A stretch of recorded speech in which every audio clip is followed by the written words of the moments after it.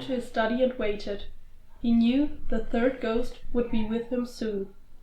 After 1 hour, a cold wind blew out of the fireplace. A dark shadow appeared in the room. Scrooge couldn't see the face of the figure, but it reached out its bony hand and signaled for Scrooge to follow him.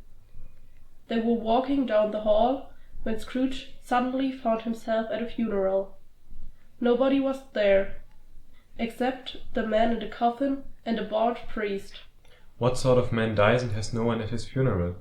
Doesn't anyone miss him? Doesn't anyone love him? Scrooge asked nervously, but the ghost said nothing and kept walking. Scrooge followed him until they reached a dirty old grave. Why have you brought me here? Scrooge asked. The ghost pointed with his finger to the dirty grave. The headstone, Scrooge read, "Here lies Ebenezer Scrooge." The man in the coffin was me? Scrooge said, leaning his head against the headstone, and he began to cry. Nobody came to my funeral. Nobody cares about me. This cannot be my future. I want more than to be hated and then forgotten. He cried. He closed his eyes, and when he opened them again, it was morning, and he found himself back in his bed. He remembered the night before and decided to change everything. I will be kind and generous from now on, he said to himself. He jumped out of bed and ran to the window. He opened it and shouted to a boy on the street. What day is it today? It's Christmas Day, sir, the boy replied. Then it's not too late. He answered happily and threw a small bag full of coins to the boy on the street. Take the money and buy the biggest turkey you can find, deliver it to the Cratchit's house.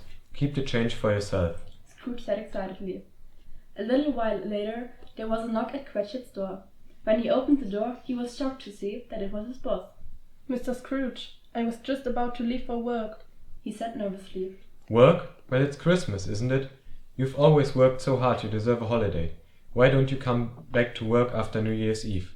Scrooge replied with a smile. Cratchit didn't know what to say.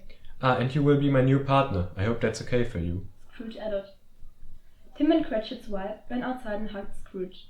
They all enjoyed a great Christmas dinner together, and Ebenezer Scrooge was never ever mean or greedy again. Merry Christmas. Merry Christmas. Merry Christmas.